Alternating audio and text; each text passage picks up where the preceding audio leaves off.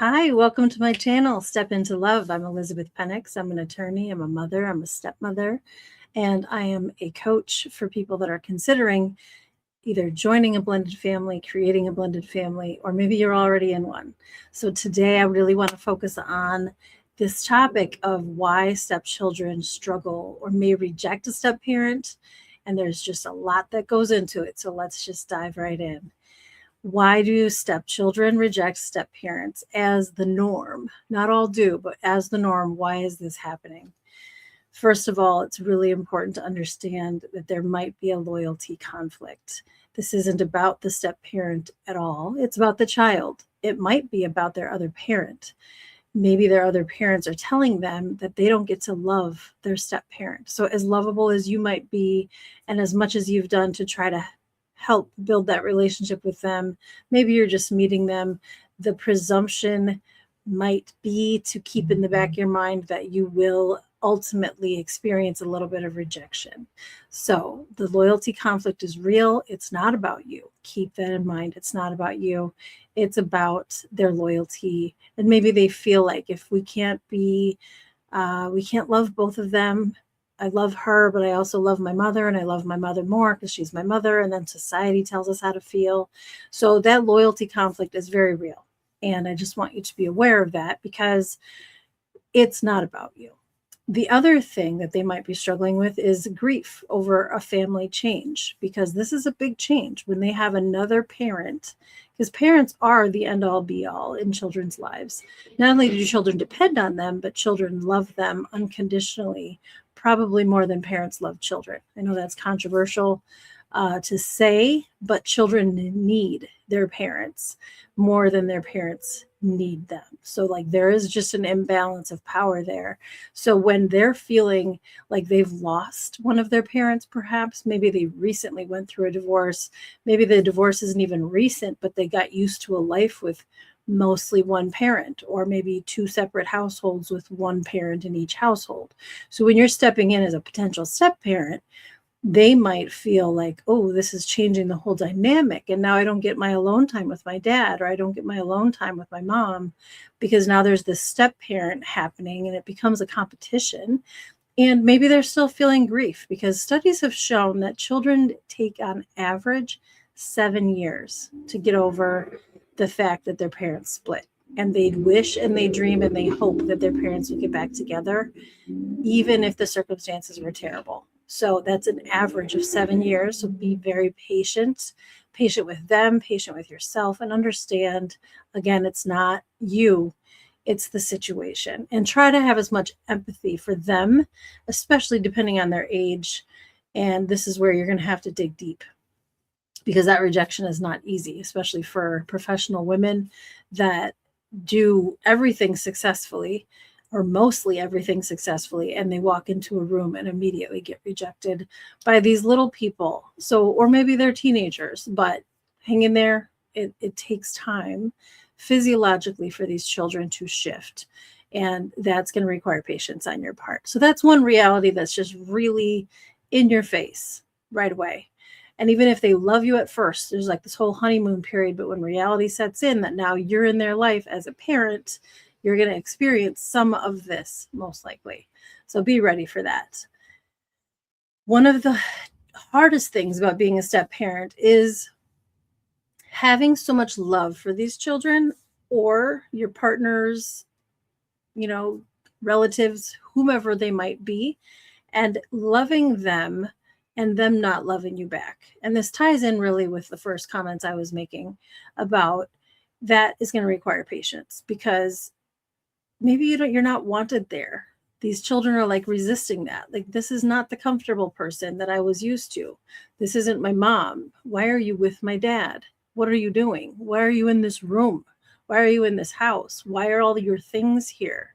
It becomes a hard situation to just dive into a family and be accepted by people that you love. So ultimately you made the choice to be there because you love them and you love your partner, but maybe they don't love you back yet. And again, that takes time. The other thing that I think is the hardest part about being a step parent is having the responsibility of taking care of children and not having the explicit authority. Now, it all depends on the custody situation, and it depends on the parenting agreements and the parenting plans that might be in place. And maybe you have one of your own. Maybe you have your own parenting plan and custody documents to worry about, but there are rules in there that you have to abide by. And there are some tricky landmines here where you're going to have to figure out, where do you fit in? And I talk about this in another video, where it's like you have to know not only what are you going to be doing for the family on a day-to-day basis, but understanding your role in those children's lives, because that's where you can really step on some big landmines. And unfortunately for you, you're going to have responsibility because you care about these children, and maybe you won't have the authority that would go with that for your own children, for example. And that's a big thing. That's a big, hard pill to swallow, because you're used to having responsibility and authority for certain things. And if you have responsibility for it, therefore, at work, for example, if you're responsible for something, you also have the authority to make changes to it. This may not be the case with your stepchildren. So this is really going to be a crucial point for you and your partner to talk about in figuring out what is that responsibility / authority link going to be, and what's the process for making sure that you have authority as a parent, because you are an adult in the house and these stepchildren are not in charge. The parents are responsible, and the parents also then have to have the authority to carry out those responsibilities, to keep those children safe, to make sure that they're home at a certain hour that's safe. Those are the things that have to go together. And if there's a giant gap between your responsibility and your actual authority in the household, that will make you miserable. Very honestly, that will make you miserable. And it's extremely frustrating. So keep that in mind, have that conversation. And what about when you get to the point where you've been there for a little while, and now you're in their house and you're in their life and you're in their family, and you feel maybe like an outsider, and you're wondering, why do I feel like an outsider? Everybody seems to love one another, but I feel like an outsider. Just think back to like when you were a little kid and there were children that families would go on vacation together, and you would hear about their vacations. And I remember as a little kid hearing stories like that and thinking, well, I feel really left out because Nikki and Julia went on this trip together, or their parents went on this trip together, and I didn't get to go on that vacation. So they had shared experience and shared bonds and shared laughs and pranks that they had played on other people, and I wasn't part of that. So this is similar in the sense that you aren't part of their history, and they have shared history with their parents that you don't have that shared history with those children. And so you're going to feel left out just naturally. It's like being new to a workplace, and everybody's got these great stories about like past holiday parties, and you weren't there. So it takes time to get memories under your belt, to get those experiences so that you'll have that shared experience and then those memories to look back on. But it will make you feel a little lonely and left out. So be ready for that. And then again, in the household, there will be dynamics of loyalty. And this especially can happen if there's a high conflict other biological parent who does not allow the children to bond with you. Or maybe every time that parent has visitation, they ask demeaning questions about you, or accuse you of abuse or verbal abuse or manipulation, or they do something to undermine the goodness that you've worked to establish, and the rapport and just the layers of love that you've set down, and somebody else can completely undermine it. So I know a common experience is that when children might come back from a visitation weekend, for example, or maybe it's just half the time at the other parent's house, they may come back and they may be cold. And if they are cold, maybe they're feeling like they miss their other parent and they just want their other parent to be there. It could be as easy and as simple as that. Be patient with that. And then the other thing might be they might come with a suspicious set of eyes now, because they're thinking, maybe she is evil. Maybe she is trying to manipulate. Maybe this is all a facade. So there can be some extremely toxic conversations had at the other parent's house that can really destroy and undermine your authority, your relationship, the love that you've built. So be mindful of that and just try to listen and pick up on those clues and keep in touch with your partner about that, because a lot of times that also goes against the parenting plans and the allocation, the orders. Like there are non-disparagement clauses, and maybe it doesn't cover you as a step parent, but it certainly, if it undermines you and affects the household, you have something to say about that. And this is where you as a step parent, again, I always tout this, you have to know your own boundaries and you have to love yourself, because this is where you need to advocate for yourself. Because a lot of times in a divorce situation, one of the spouses may not be good at standing up to the other spouse. They may have had a history of just being run over by them. And maybe that's why they're divorced now, because at one point they just said, I give up. So you have to advocate for yourself, and you have to know what you're talking about, and you have to understand. And if the kids ever tell you something like, my mom said this about you or my dad said this about you, then you need to not overreact. You need to just absorb, listen calmly, patiently, take note, and do not overreact, because then they'll stop telling you things. And the lines of communication with children in general, especially stepchildren and children, all the time, the lines of communication need to be open first and foremost, or you will not learn what you need to learn to keep them safe. So that would be my encouragement for a situation like that.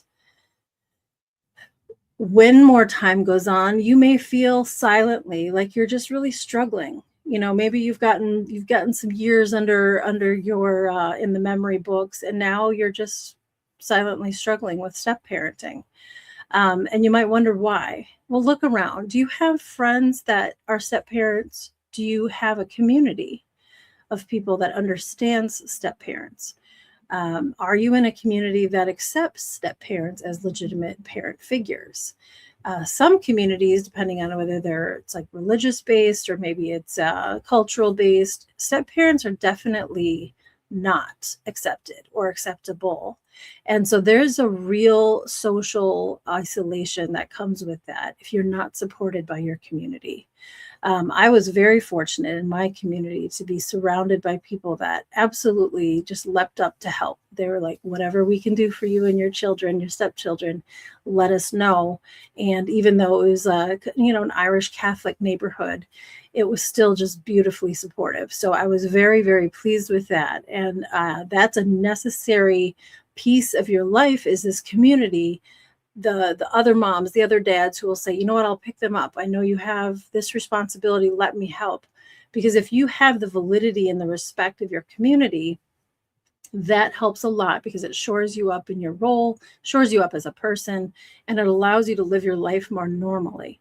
But if you're not supported like that, you are absolutely going to feel very isolated, and you're going to struggle with that. So make sure you find your community. I have one of my best friends is a stepmom, and I can't even tell you how helpful it was to sit down with her and drink wine and talk through the issues. Like, how are you navigating this? What can we do about this?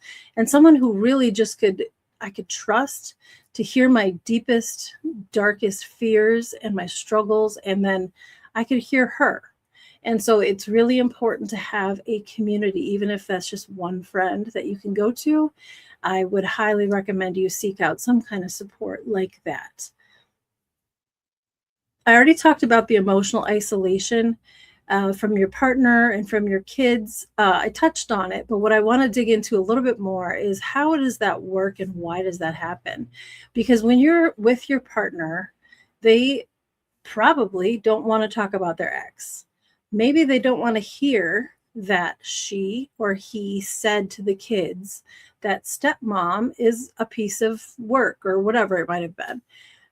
They probably don't want to talk about it. They probably don't want to deal with it. There's a reason why those two people are divorced. So now you don't even have a partner you can talk to about it, because it's going to make them uncomfortable. Maybe it makes you uncomfortable to talk about it with them. Again, that's another layer of isolation, because you could talk to him or her about anything else. You just can't talk about this thing that's extremely damaging. That can be a real barrier and can make you feel extremely lonely. You obviously can't talk to the kids too much about this stuff, because unless you're in receive mode and listening to them, if they come to you, you can't sit around talking about their other parent. Unless there's a criminal law issue and you're asking questions for purposes of pursuing some sort of police report, it's inappropriate to talk to these children about their other parent unless there's a major safety concern, unless it's something good that you're saying. It's just not okay to pry. It's not okay to ask them invasive questions because that's going to like hurt their loyalty and it's just going to misalign the family unit. So I don't recommend that you do that. But if you can't talk to the kids about what some other adult did because this other adult happens to be their loving parent on the other side of the fence, that's also lonely, especially if you have teenage kids that you just like want to try to form friendships with at some point because we're all going to grow up one day. And then your relatives may be too judgmental to listen or to hear you out. And that can be really hard too, especially if they're of like a religious sort. They don't believe in step parent situations. They don't believe in second marriages. And I know that that's common, especially in cross-cultural families. So I think it's just really important to give yourself the room to feel what you feel. Why do I feel so lonely? It's because you are, and you're isolated. And so what you need to do then is find a community of people who can understand you. And there's a lot of online forums. Sometimes those get a little spicy, but I would recommend you have a personal friend that you can physically spend time with or go to coffee, but make it a regular beat where you sit down and you talk about the things that you're struggling with and be open to talking about their struggles too, because friendship obviously is a two-way street and you want to give each other love and support. All of that being said, step parents can burn out at a really fast pace because unlike being a biological parent where, you know, if you're the mom, you've likely carried this baby inside of your body, you've prepared for them, you are physically bonded to them. That's a whole setup for success because you love this being and they can't do anything for you, but you love them unconditionally in a very good and normal, healthy sense.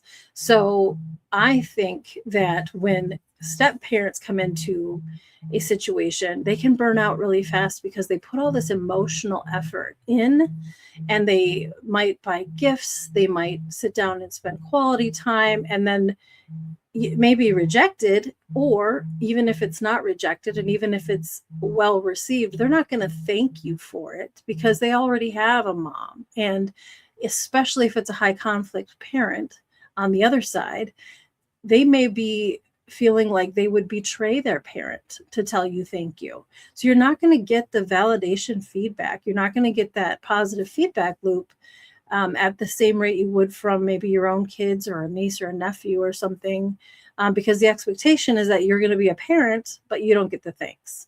You're going to be the parent, but you don't get Best Mom of the Year award. So you're doing all these things. And I know that we're, as professional women, we like to have accolades. We like to have validation. Maybe that's about our ego, but also for some people, it keeps them going. So just know in the short term, even though it's not appreciated, every child grows up. Hopefully. And they grow up to be a person who sees things differently, just like you saw things one way as a child, and then you grew up to be an adult. You believed one way as a child, you grew up to be an adult. So think about the long term in these situations where you're laying down the bricks for the truth. The truth is the truth. You're acting in a way that's consistent with your values. You're acting in a way that's loving, that's patient, that's kind. And that is ultimately going to be the memory that they have if you can just hang in there to not burn out. But then the other piece of this lack of appreciation is appreciate yourself. I have sat down a couple times in my step family situation and have written myself a thank you letter. And I didn't even finish either time because the list kept going. Thank you for driving him to school when he missed the bus. Thank you for folding the clothes. Thank you for cleaning up the vomit. Thank you for going to parent-teacher conferences. All the things that I thought I wanted thanks for from the biological parents, my partner included, I wrote myself a thank you card because I needed to be thanked. That's just who I am. I just need to feel some semblance of appreciation. I don't need an award, but at least somebody acknowledged that I just spent 6 hours scrubbing that shower that hadn't been cleaned in 2 months. So all of that being said, burnout is absolutely real, especially when it comes to step parenting, because of all of those emotional reasons and loyalties and conflicts. But give yourself the thanks and give yourself an award system. Give yourself a day, give yourself an ice cream, give yourself whatever it is that rewards you for what, a job well done, because you're teaching these children how to be parents. Maybe you're teaching them how to be a step parent too, but what you're doing is you're teaching them how to be parents just by your example. So lead by example. And at the end of the day, if you keep hope in your body and you keep love for these children and love for yourself, more importantly than anything, that connection will grow with those stepchildren. Blended families are built intentionally, one brick at a time, one block at a time, and it will grow and you will get those shared memories. And you just want the road to be a patient and kind one and not one that's all lit on fire. Because I've made some big mistakes in my step parenting journey, and I wish I could take away those memories from my stepchildren, but hopefully, there's always room for repair. But with your leadership and your love, you can transform that family dynamic over time and really end up enjoying the step parent experience. And one thing that I really want to emphasize is that, trust me when I say, there will be rewards. And I don't mean money rewards. I don't mean any of that. What I mean is when they graduate from high school, or when they reach a milestone, or they place first at the track meet, you're going to feel the unconditional joy that a biological parent would feel, because you've done the work, you've put in the heart and the time, and you're going to feel the reward. So there are absolutely things to look forward to through the burnout phase, but take care of yourself. Love yourself, and everything else will work out. Thank you so much for listening to me today. Please subscribe. My channel is Step Into Love, and I'll be bringing you all kinds of helpful content in the future. Share this, like, and subscribe. Thank you.